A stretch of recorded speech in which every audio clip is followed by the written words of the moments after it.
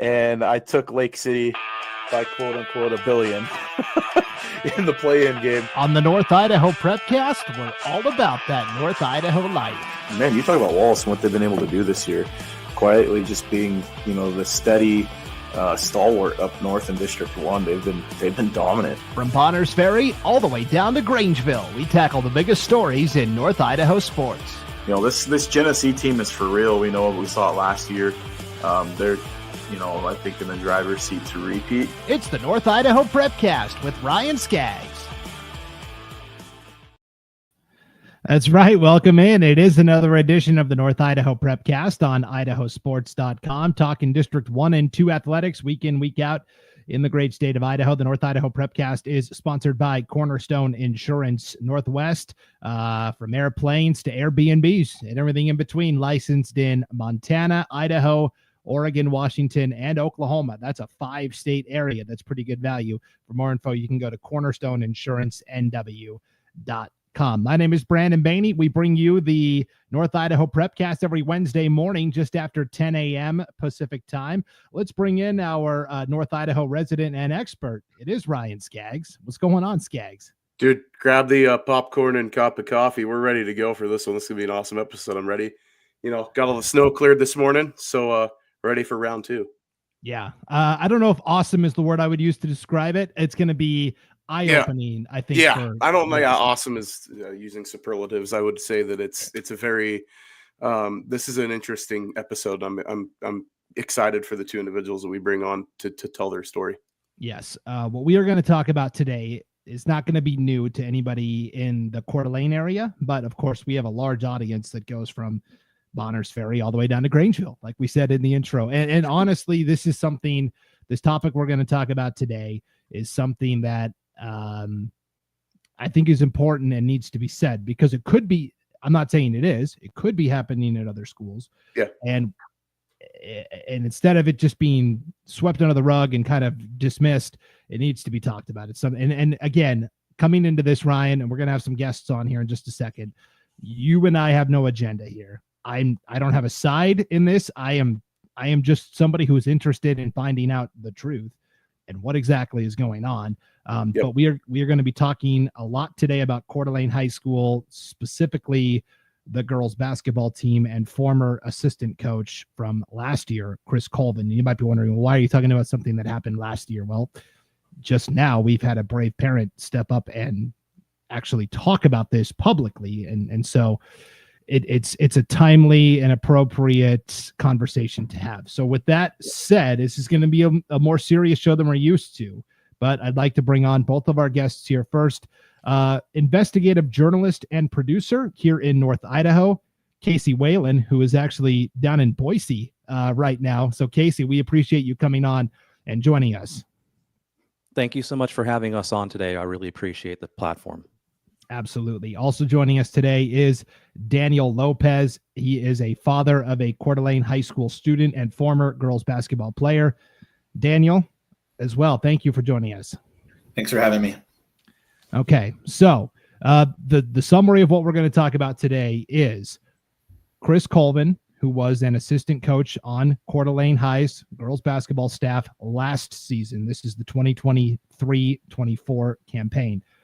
Had 2 daughters on the team, Tegan and Brooksley Colvin. Tegan, of course, has graduated and is now playing collegiately at the Division I level. Brooksley is a sophomore at Coeur d'Alene High School. But it has come to light that Chris Colvin was the official stats keeper for the Coeur d'Alene High School basketball team, and he was stat shaving, basically taking stats that were accumulated by other members of the team and allocating those to his own daughters to inflate their stats and make them appear more impressive. So, Daniel, you had a daughter on the team last year, Taya Lopez. She decided not to come out for basketball this season, and we'll talk about that in a second. But first, last year, as the season is progressing, when did you first discover that something wasn't quite right? So it's actually really interesting how it happened, but basically, I would keep stats for my own child in the game, and then you would see what they put into the media afterwards. right? So there's several occasions where what they're putting out in the news and the media and in the articles and things about the game and the highlights of the game didn't match up with reality.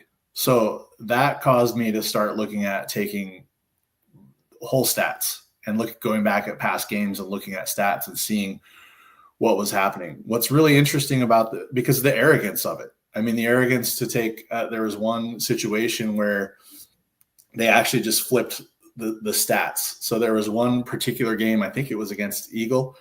My daughter got 13 rebounds, right? It's pretty good. But then you see the promotional thing after the game. Congratulations, so-and-so, 13 rebounds, but it wasn't my daughter, right? And then you look on Max Prep and you see that they flopped the stats where 6 versus 13, they attributed 6 to my daughter and gave my daughter's 13.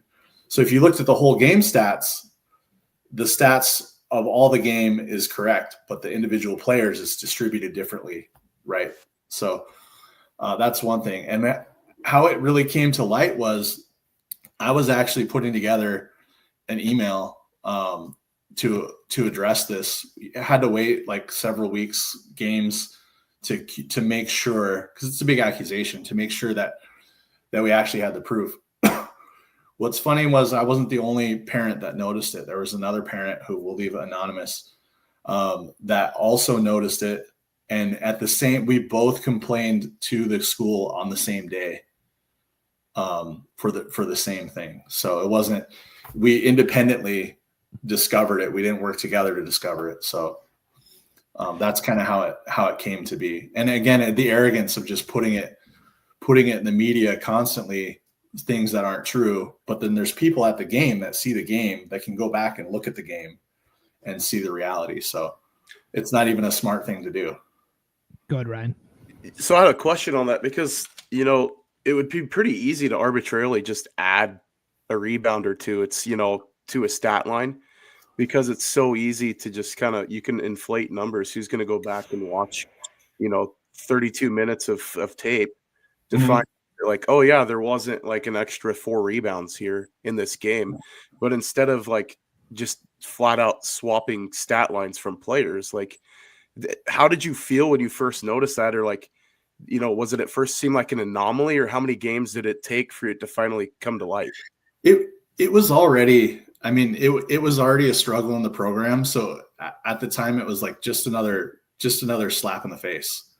You know what I mean? And almost unbelievable that people would go that far. But par for the course as well. So, but it actually gave us something to hold on to as far as provable corruption that I could actually go start fighting with. So this is brought to the school's attention. At some point, they make the decision to not have Chris Colvin be a part of the girls' basketball program anymore, at least in an official capacity. And I had to go back and look because his name was removed from all of the rosters, max preps, all of that stuff. But at the start of the season every year, IdahoSports.com, we send out a preseason questionnaire to every basketball coach in the state.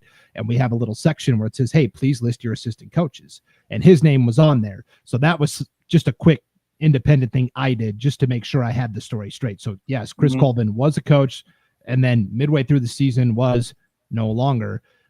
What did the school tell you about that when they decided that Chris Colvin wasn't going to be part of the basketball staff anymore? Well, it didn't happen right away. The first thing that they did was just try to say, don't worry about it. It's not a big deal. When we pushed the issue,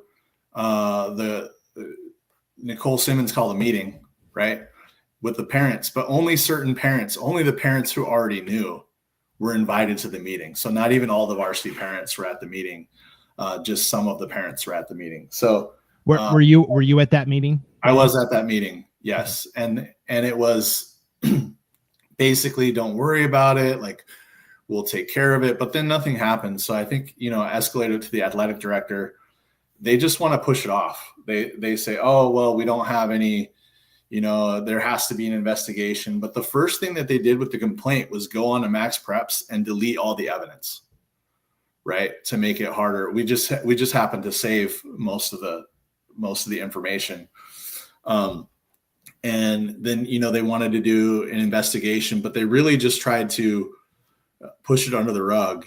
And then they basically said it's going to be addressed. And I think a lot of it was me just going and pushing and escalating it to the principal and escalating it to beyond that to the deputy superintendent. But they were all very much just trying to make it go away and didn't want to do anything. So even though he was removed from the bench, I don't think there was any other consequences.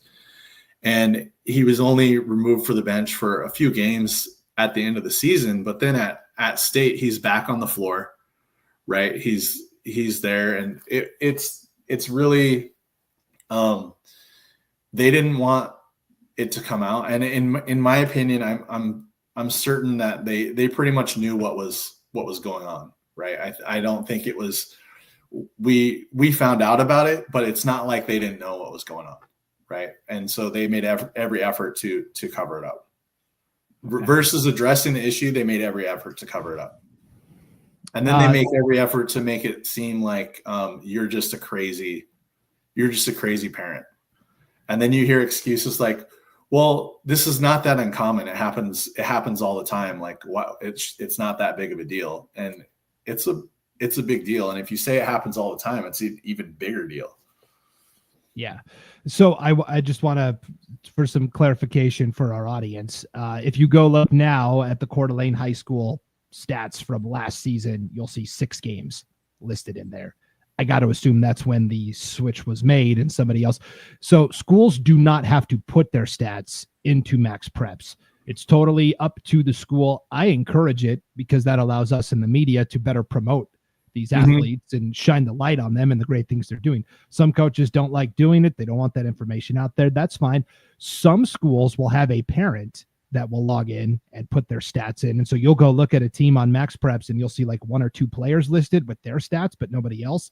That's where a parent or a third party has gone in and put those stats in. But if you go look at Coeur d'Alene's stats from last year, there's like 6 games total. So that's probably somewhere around when that switch was made. And who's leading in all the stats that they show? That's the other thing. Right. If you look, there's only a few games, a few stats. Yeah, when I look at it, Matty Mitchell is the leading scorer. So that's more accurate, right? So and I don't want to use too many names, but my daughter wasn't the biggest victim on the team. There was a lot of points taken from other players as well. Like I said, with my daughter, because of the position and her role on the team, the stats that were taken from her were generally steals and rebounds. But a lot of points were taken from another player. Yeah, go ahead. Yeah, and I'll just say this because the media does, at least locally in North Idaho, I think that we're some of the better media covered high school sports in the state of Idaho. The Coeur d'Alene Press does a phenomenal job. Lewiston Tribune does a great job. So I'm just mentioning, papers that would represent games played in districts 1 and 2. And you go Bonners Ferry and Boundary County or Bonner County, Daily B up there.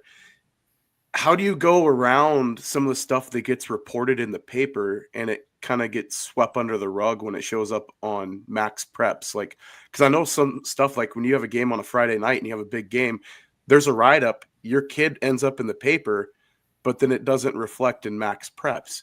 Like, do they just hope that people don't recognize that? Or like, how does that? Honestly, I think it's arrogance. I think it's a situation where, people get away with things for so long that they just stop thinking that they're going to get exposed at some point. And from my understanding, and again, this is just, I guess, educated speculation, I guess you could call it, but it's not the first school that this has happened at with Colvin as well. Did you ever request the actual stat sheet, like the score book? Because I know that teams keep those. I mean, like as a coach, like yeah, we have video of him actually changing it directly after the game. So that was part of the thing. Like right after the game, he would grab the stat book and he would that's where he would probably make the changes quickly in the stat book, right? So we do have some pictures of that and things like that went along with the complaint. And then you have the actual stats that were posted, and then you can go back and you can restat the games to see the differences. Okay, so it's not just and I'm just saying this as like devil's advocate. It's not just a blank claim saying that like, hey, what I was keeping in the stands didn't match up with what's online. Like there was an actual paper trail that you had found where you found the targeted events that took place of like these were the points or the rebounds or the assists that were going away. Sure, and actually the other parent did a better job of actually restatting the games and finding out exactly what went there. So, okay. Yeah, and that is important to what we're discussing here, because there is a lot that's been said, a lot that I have been told off the record. I haven't had time to substantiate any of it yet. And so, but this is something that is undeniable. The school would not have made a move to remove Chris Colvin from the program if it wasn't true, or at least it didn't appear that it was true. So that's why this is a topic we can explore. There are other things that we'll have to wait for another day. But this is something that I think, like Ryan was saying, devil's advocate, how do we actually know this was happening? Well, the school took action. I feel like that's a pretty good indication. Did you get a letter from the school, Daniel? Did you get something from them saying, hey, this change has been made and we're sorry this happened? What was the correspondence with the school after the change was made and the meeting that you had? They pulled him from the bench, but then they said they won't give us any information of any kind of punitive damages, of any sort of, they won't tell us how it was addressed because he's an employee of the district. So they hid behind that and said nothing. But then the crazy thing was that this coming year, I mean, you mentioned my daughter didn't play this year. She started the season this year, but quit before the games because, it was a new coach, new situation. But you see, it's the same exact people running it, the same thing. And there was heavy retaliation against her to the point where she's like, I'm not going to put myself through this. So it continued on, and the school obviously didn't take enough action because he felt like he could become the head coach this year, which I'm sure was always the plan. So he this year tried to come back and be the head coach. And I even have, communication where he's reaching out to other parents, making promises for their kid if they would support him to be the head coach of the program. Basically explaining, having full control of the game and controlling who gets points and who doesn't. And that if they would support him to be the head coach, that he would make sure that they get their stats and their favorability on the team. So that's pretty incredible that you would be dismissed for something like stealing stats from other players, and then you would then think you could go apply to be the head coach. Like you said, there's so much out there, but you have to respect people's wish to be anonymous because they don't. There's so many other things that I could use, but it would expose those people that are either still part of the program, have kids coming into the program. Maybe they work for the school district, right? Maybe they're in organizations and that are affiliated with the school, and they're afraid of what it would mean for them, for their kids, for everybody to come forward. So there's so much that could be said that's not being said. Like you said, we just focus on this one aspect because that's obvious and provable. Right. And like I said, we will work at the other things, but I'm not going to bring it until we've got rock solid proof. Of course, and some, that way. So I've got a question, and it's related more to your decisions as a parent and things of that nature. With what happened at the end of last year, was there ever a discussion with the new rules with the IHSAA where they allow the transfer rules to occur? Like, was there ever a thought that you guys could just try to get a fresh start, say at another school? Yeah, here's the IHSA rules right here. So I'm glad you brought that too. Thank you. Yeah, they're not really. They've been less than helpful in this whole thing. Coeur d'Alene's been doing out-of-state transfers for a long time. They changed the rules in Coeur d'Alene, but they didn't change the rules for out of state. An out of state transfer that hasn't moved even into the state is still illegal. And that's going on the team, by the way, right now. But allegedly, we can't prove that. Allegedly. Right. Allegedly. So but to transfer your kid at their senior year from one to the next, and there was a new head coach, and we were a little bit naive, a little bit helpful, a little bit hopeful, where the decision was made. It's your senior year, finish this. I mean, you transfer to another school, you're going to graduate from another school. It's going to be a whole thing. There's a lot. I get it. I just, if basketball was the thing, like that's why I asked the question. I mean, not to cut you off, but it just came to my mind. It's like, if there's a transfer rule and you want to play sports and you're afraid of the retaliation, was there a thought to transfer? But I get the other part. There's the studious aspect. There's the life aspect of friends and circles and all that stuff too. So yeah, sorry to cut you off. Yeah, we talked about it. We talked about it a lot. But one thing is that this is not, unfortunately, this kind of thing is not just isolated to CHS, right? So you can transfer to the team, to another team, but there's no guarantees. And then you're a new player coming in. The coaches don't know you. The players don't know you. So to make that transfer and expect that you're gonna be a starter or be an influential part of that team coming in fresh is, I don't think it's very realistic. I don't think it would be the thing too. I don't think it would be fair to the other kids in that program for a senior to come in and take somebody else's spot, which is what we already went through. So we weren't willing really to then do that. And we did make a real attempt to finish the senior year and the program at this school. It just became unbearable. I mean, like I said, the retaliation was brutal. Yeah. And just to clarify, Ryan was talking about the Idaho legislature passed a school choice bill. Basically, you are free to attend any school you want to in Idaho at any time for any reason. My understanding is, in terms of athletics, though, you still have to actually physically move into that school district's boundaries. Otherwise, you have to sit out for a semester before you can compete in high school athletics. Now, here's the catch to that is it's the IHSAA. They don't actually come in and enforce that, right? It's up to actually the administration of the school to enforce that. They're the ones that are supposed to be safeguarding the program, not enabling it, right? So if you go to the IHSAA, which believe me, we did, they come in and they just say, there's nothing we can do. Like, you have to talk to the principal. And so you get nowhere. You spin in circles, and nobody's willing to do anything. Everybody wants it to just go under the rug. That's why we're here, is because in the end, the only recourse left to a parent and the only thing that they'll respond to is two things: either litigation or public pressure, right? So, and that's what it comes to. So this is the last effort. I mean, you can be sure that we went to the athletic director, we went to the principal, we went to the superintendent, we went to the IHSAA, we went to the school board, right?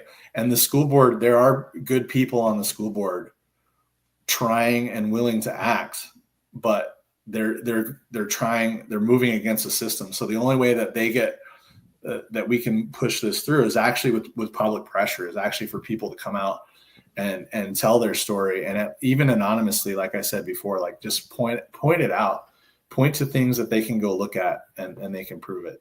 Yeah.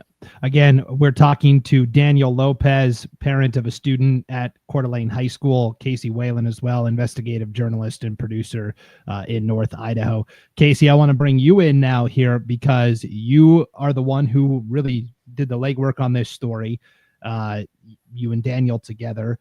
For starters, where can people go to read the article that you produced? Sure. Thank you so much. It's the most recent article on my Substack, and people can see that at Casey Whalen. That's WHALEN.substack.com. Also on Twitter, Casey_Whalen, and then I have a video platform on Rumble, North Idaho Exposed.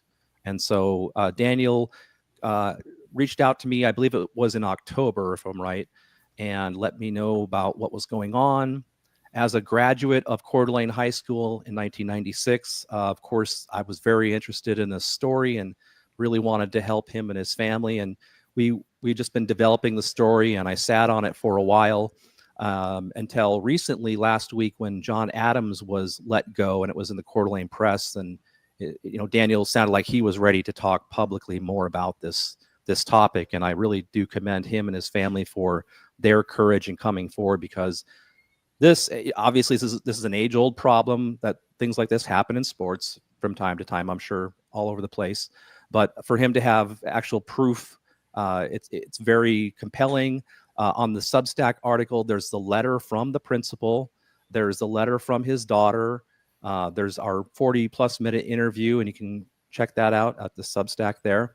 And so just with the culmination of those things, we're hoping, I'm hoping that more people will come forward. I have talked to other parents. Other things are in the works, and as this story develops even more, we'll be releasing more in the future as things pan out.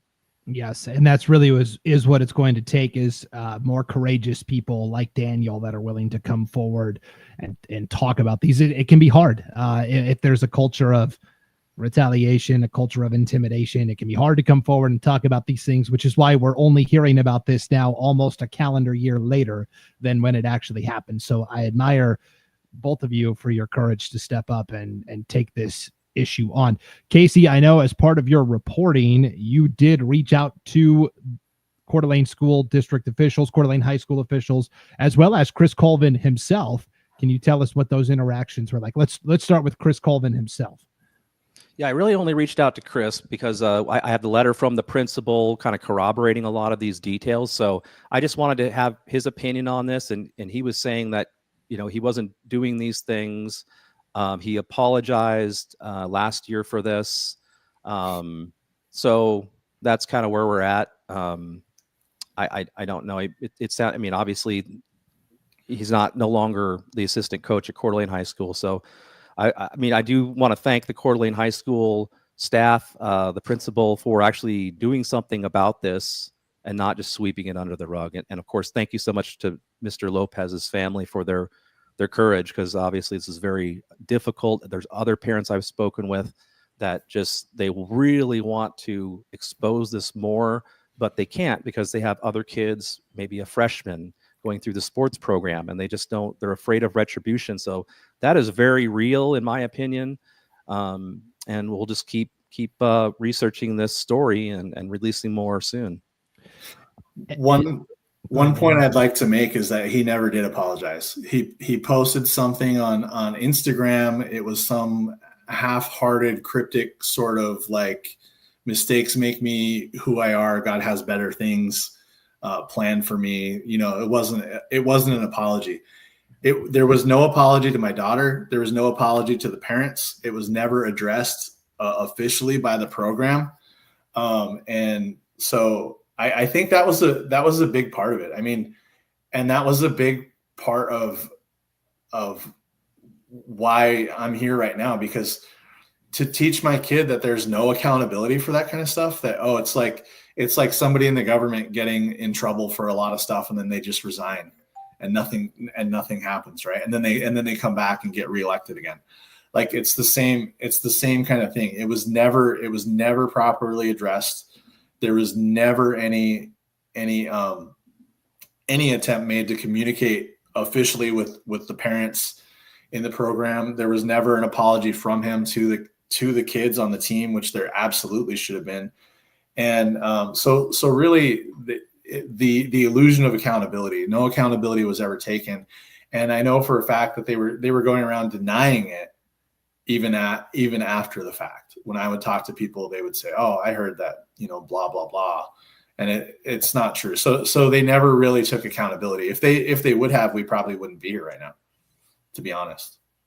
Yeah, it's just a shell-shocking situation all the way around. And again, to kind of recap the story we're talking about here, Chris Colvin, assistant coach on last year's Coeur d'Alene girls basketball team, 2 daughters on the team, stealing stats, points, rebounds, assists from multiple players and allocating those stats to his daughters to inflate their stats, which is, again, I hope it's not happening at other schools. It sounds like that's kind of the response you got, Daniel, was, it's not a big deal. This happens everywhere. That needs to stop. And if you think it's happening at your school, if you're a North Idaho school or any Idaho school, that's why we're talking about this. If you suspect that's happening at your school, don't be afraid to speak up about it. Now, I'm not advocating, because I know there is friction between coaches and parents sometimes. Okay. I'm not saying, go on a witch hunt and look for a reason to get rid of a coach you don't like.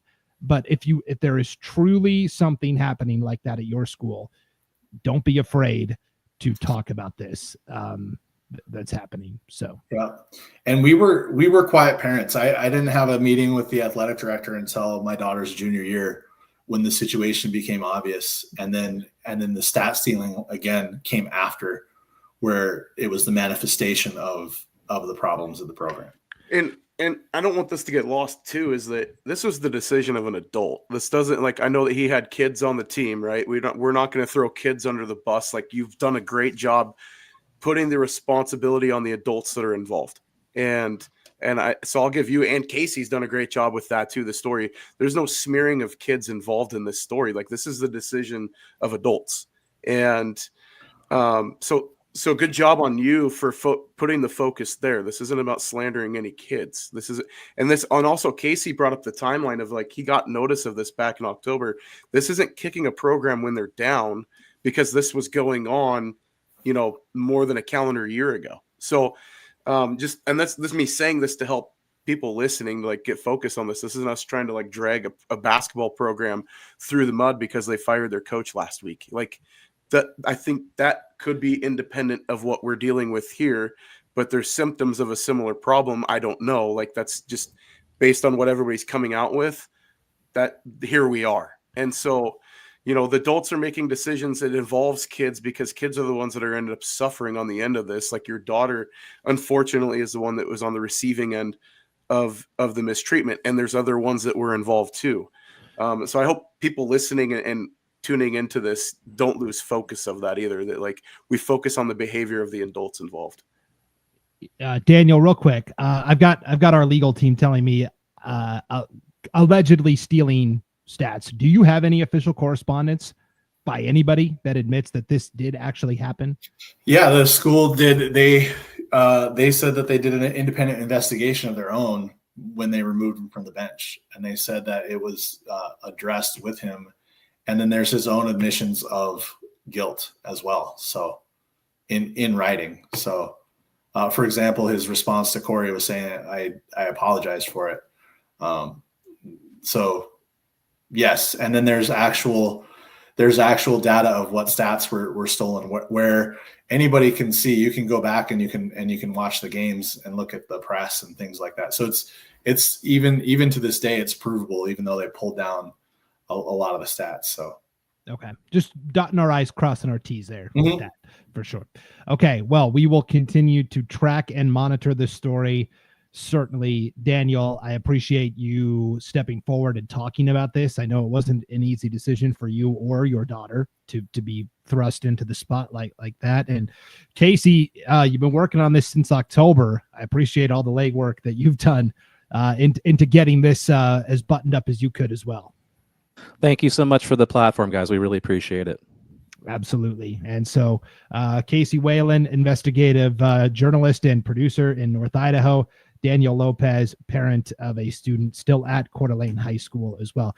Thank you to both of you for coming on and talking about this. And again, there are other things that have been discussed behind the scenes. I've gotten calls. We will investigate those. And if we have to circle back and dive more into what's going on, we certainly will. That's our promise to you. But that is going to wrap up our conversation for today. So again, Daniel and Casey, thank you both for joining us here on the North Idaho Prepcast, and good luck moving forward as well, Daniel, especially. Thank you. Yeah, good luck to your daughter too. Absolutely. Oh, thank you. Yeah. Thank you, gentlemen. Yep. Thank you, Casey. Take care.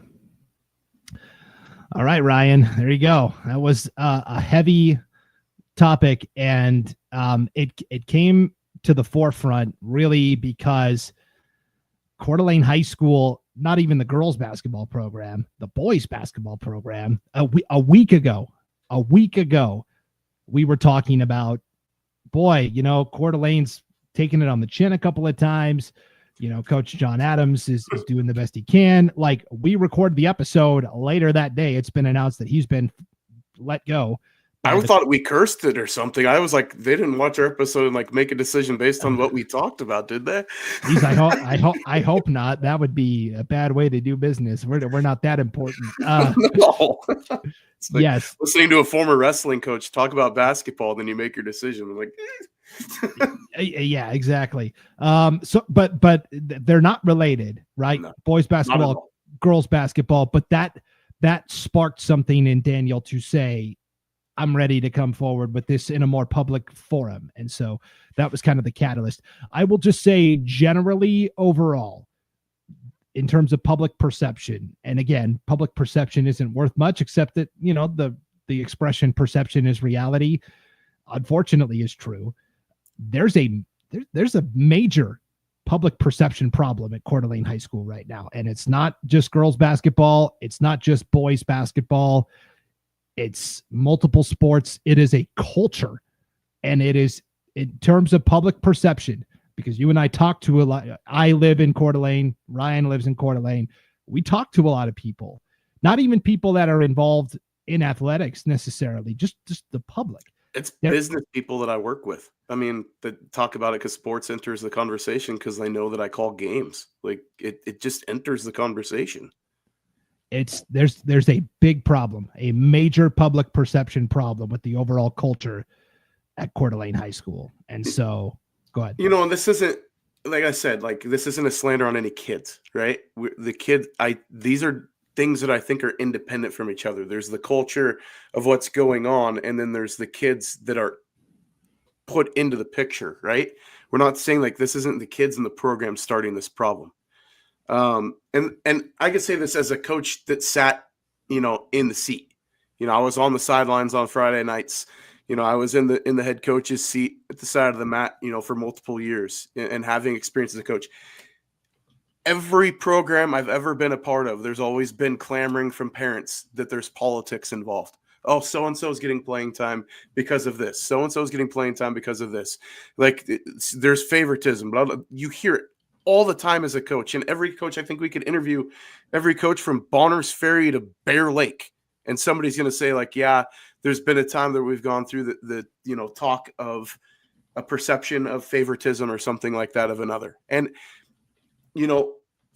the problem is that Daniel stepped forward with proof that there was shenanigans going on behind the scenes, with his alleged proof that he has, to use the legal term that was on the back end, right?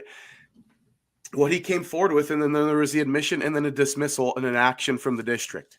So when you have that stuff, this isn't us going on witch hunts. This isn't parents, going back to the backside of things and starting to dig up dirt to try to get their head coach fired from their football program because they went 4-4 last year. Like, that's not what we're trying to do.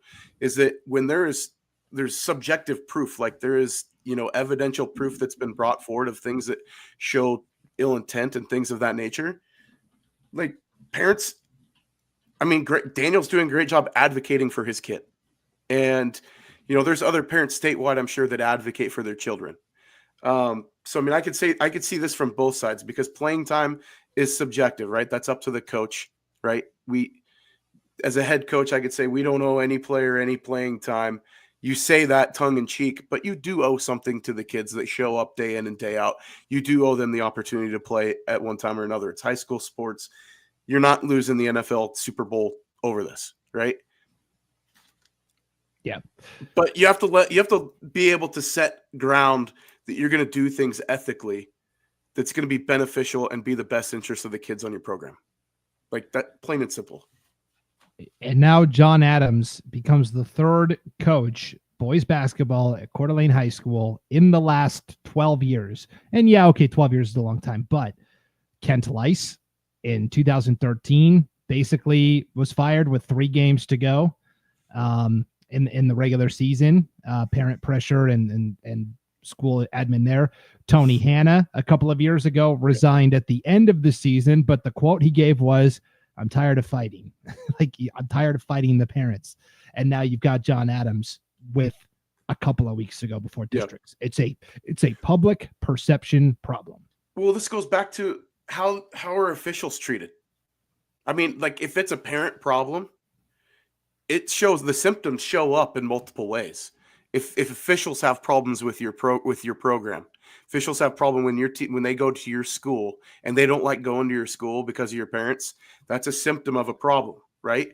It shows up in multiple ways and you start to see it and it creep through. And that's where we talk about public perception. I mean, infer what you will. I'm not making any accusations. I'm just saying from the objective view where I've got a student in the Coeur d'Alene school district, I've got an investment in this school district as well. Is there a bigger problem at stake? I think this is a statewide problem. It's not just Coeur d'Alene. Right. Like this is going on everywhere. And it's got to stop. Absolutely. Point blank, it's got to stop. And so that's what we're doing here. We're shining the light on this story. And again, there are things we've been told. I mean, we could do a 6-hour show with salacious rumors, but we got to verify. I mean, we got to. Right? That's not what we're about. We are about doing the homework, double and triple checking, and if more information comes out, we're going to bring it to you. But I mean, I can't make any promises. But I know there's a lot of Coeur d'Alene, especially people out there sitting there. It's the district that we're in and the town that we're in, so obviously it gets a lot of spotlight, right? I mean, that. Let's just be honest about it because it's in our backyard. Yeah. So that is our pledge to you, is we're going to continue to follow the trails, and if it leads somewhere substantial with good solid proof, and we're not just on here putting a bunch of rumors out, then okay, we'll follow it. One final note here as a reminder, we did just publish an article yesterday. The IHSAA published an article and we put it on our site, IdahoSports.com, about fan behavior at games. Simmer down or sit down is what the article was called. That's a good reminder too, as district tournaments are starting, state only a couple weeks away. Good reminder for all parents in the stands as well to treat those referees and officials with respect. So, okay. Well, on that note, Ryan, are you ready for your North Idaho 9? Okay, here, for example, comment just came in, not even from a North Idaho person. Mike in Middleton. Sadly, it's not just Coeur d'Alene. Middleton isn't doing things any better. And that's the reason we did this. Yeah, and I said I'll tell you, it crosses state lines. I coached in the state of Washington longer than I did in the state of Idaho. It ain't just happening in Idaho. So, we talk about a parental problem and involvement and meddling and helicopter parenting, whatever term you want to throw out there. But then you have the actions of the staff that enables it and everything too. End of the day, I mean, to use a legal term, the children's best interest, right? That what serves our kids the best. And at the end of the day, sometimes it's setting aside our wishes, and it's doing better as a coach. It's doing better as a parent. It's doing better. We can point fingers at both sides. And, that's just me sitting here in the middle with a microphone. But, this is something that it's not just a localized problem, and we're bringing light to it, that this goes on a lot of places and it needs to stop. It absolutely needs to stop.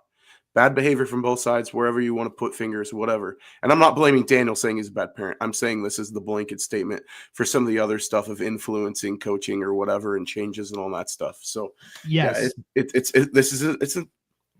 live in an ugly world at times, and people get way too wrapped up in our children's sports as using that, and I'll use the term as a god, right? And we start worshiping the wrong things of looking at our kids that they're gonna do something for us, and there's all of these motivations that you pour in thousands of dollars in AAU basketball, or thousands of dollars in traveling wrestling and all these other things in camps and all that stuff. There's an investment, we understand, but your return on investment isn't going to be who your coach is on Friday night. Your return of investment, that's supposed to be for your kid. So there can't be investing in the program expecting that since I spent X amount of dollars, that means my kid's going to get X amount of playing time. And if my coach isn't giving it to it, I'm going to give that coach absolute hell until he leaves. That's not fair. So Right. yeah, that's my soapbox. I'll get off of it and we'll go into the North Idaho 9. No. I like it. Sean Kane from the East Idaho Prepcast. Being a PA announcer for games, public address announcer, I've had to ask parents to be removed for yelling at refs. Has to stop. Sports are an opportunity. They are not a have to. Basically, he's saying it's a right. It's a privilege, not a right. So yeah, totally agree. Okay, last thing. I just with the whole Chris Colvin inflating the stats for his daughters. I think the saddest part of it is it wasn't necessary. Anybody who's got two eyes can watch and see that his daughters are tremendous basketball players. They can ball. Are going to go play Division I basketball regardless of what their stats say. I mean, I think to me that's the saddest part. Is it was unnecessary. It was unnecessary. 5 rebounds going to be the difference of getting a D1 scholarship or not? Like, I mean, that's at the end of the day. Like, was it worth it? Like that's the sad part in this.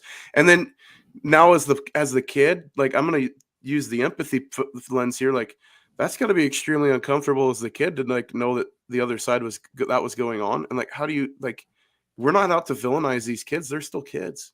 And, you know, like they're great players and their teammates like them. And like, there's all these things. So like that, yeah, it's an ugly situation that sucks. And unfortunately that it took place and hopefully that the right outcome comes of it, and that's change. Things that hurt instruct. Ben Franklin said that. And, you know, this is one of those painful moments that's going to teach us a lot of things on how we should do a better job as administrators, as coaches, as parents, you know, players and everything else involved with the program. As community members, we need to do a better job. Yep. All right. Well, on that note, with all of this happening, Coeur d'Alene girls are still really good this year. With the new head coach and Stacy Boyd, and they actually are leading off your North Idaho 9 girls rankings this week. 9 best teams in North Idaho, regardless of classification size. Yeah, a little bit of movement. So first off, we'll start off Coeur d'Alene. I mean, like the Vikings right now, they look like the favorite to come out of districts, and you know they can make some noise at state with that lineup. They're athletic. They can move up and down the floor. They've got nice size down low. Kelsey Carroll does a great job down power forward in the post down there. For the Vikings. And then you look at the firepower that they've got around the outside and the perimeter, they can shoot it.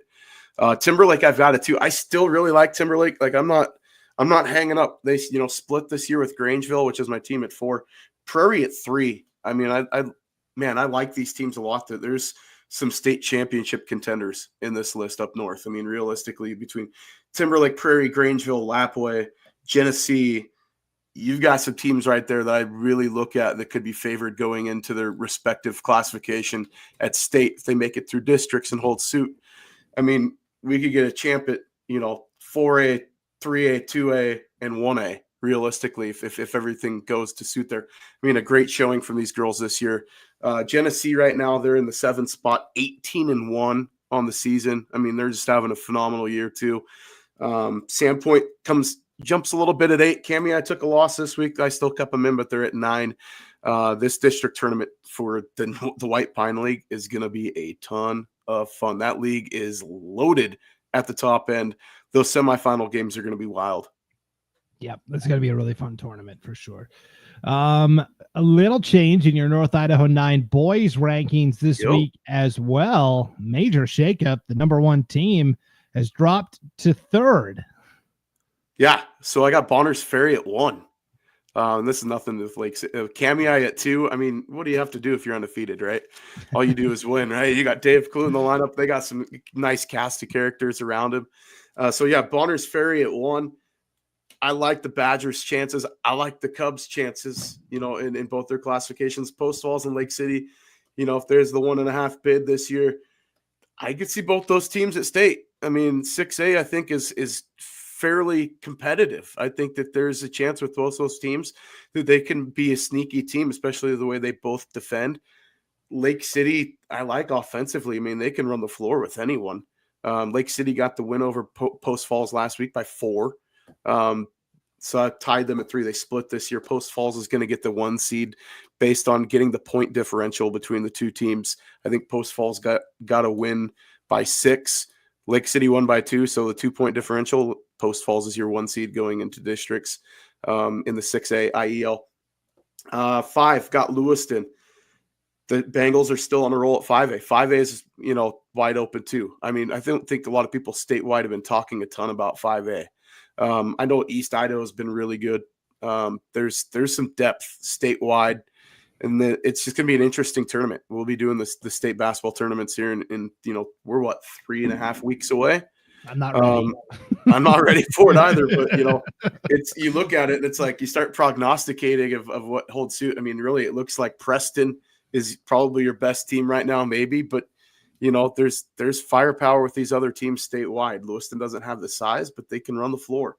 Lakeside, I've got at 6, Priest River at 7. I finally got to watch the Spartans in person on Saturday. I'm impressed. They're not a bad team.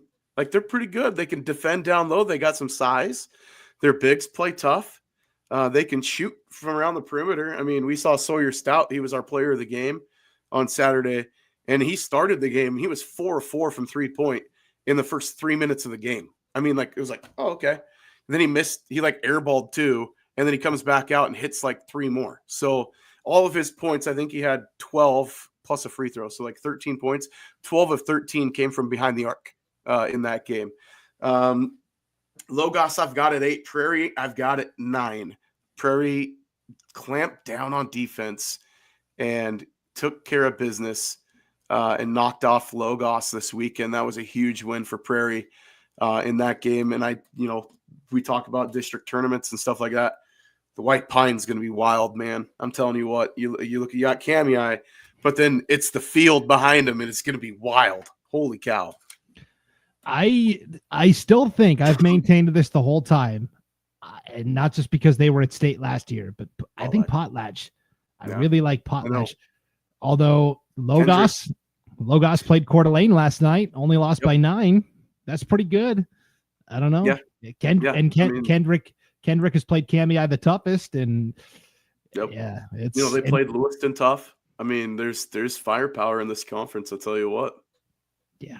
A lot of good teams are going to be left at home at state this year. That's for sure. So, all right. Well, thank you for everybody that tuned in to the North Idaho Prepcast today. We're hoping that this message resonates beyond just North Idaho. And so if you could, you're watching live on Facebook, YouTube, or X, if you could hit that like button or the subscribe button, share this when it's all said and done. That will help everybody who didn't see it live find this a little easier on replay.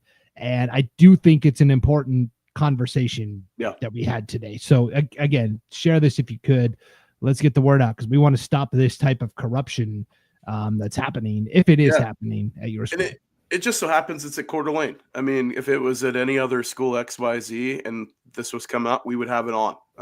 There's no doubt in my mind that if it was in, whatever school, even if it was a 1A school, I think we'd still be talking about it today. So, but hopefully the people that watch this kind of have the sobering experience of there's some self-reflection if you're the one that this stuff's going on, that it stops, or if it's, we've talked about it ad nauseum, but there's more to the story. I mean, I don't think this is over yet, but there's got to be a process where change takes place and accountability happens. I mean, that's the biggest piece. I think that's what Daniel's looking for, is accountability. Just hearing what he was wanting, and talking about with the administration was just ownership and accountability. Yep.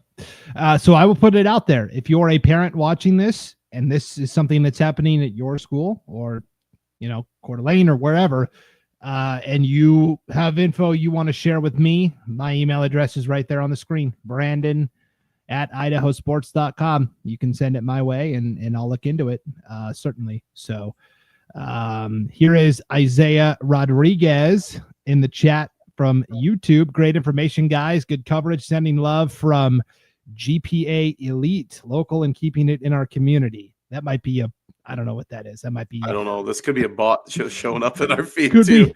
Oh, you know what? Giving shout outs from bots. It probably is a bot, and that's probably some sort of product that we shouldn't endorse. So we're going to leave it at that. I will say this. Congrats to Post Falls Wrestling winning the North Idaho Rumble. We didn't. You had Matt chat last night. We knew this was going to be basketball and independent heavy. Wrestling North Idaho showed out on Friday, Saturday at the North Idaho Rumble. They were awesome. So yeah, I mean, I'll give Cole McLame from Priest River winning a title there. That was awesome. I mean, just to see the small school guys go toe to toe with the big dogs. And that was a great showing from all those individuals, and the girls wrestling was phenomenal too. So, and then also thank you to Priest River on Saturday. I mean, that was an awesome spot to be, and a ton of fun, and hats off to the Grangeville fans too that showed up. And I'll give a special shout out to Madeline Green's parents, because they listen to us every week, and they say that they're huge fans. But Madeline's mom messaged me. She's like, we were going to come say hi, but we didn't want to interrupt you and everything. So just give them a shout out today too, because that was awesome. And Awesome. Great kids on both sides, man. Awesome weekend. Awesome. Okay, here's Isaiah one last time. Not a bot, I promise. We're a local girls basketball club. Yes. Yes, legit. All right, respect. A quick internet search reveals that yes, it's a Coeur d'Alene basketball club. Okay. Isaiah Rodriguez is the coach. So hey, thanks okay. So sorry for calling you a bot, man. Yeah. Okay, perfect. On that note, for all the bots out there and Ryan Scaggs, I'm Brandon Baney. Thanks for tuning into the North Idaho Prepcast on IdahoSports.com.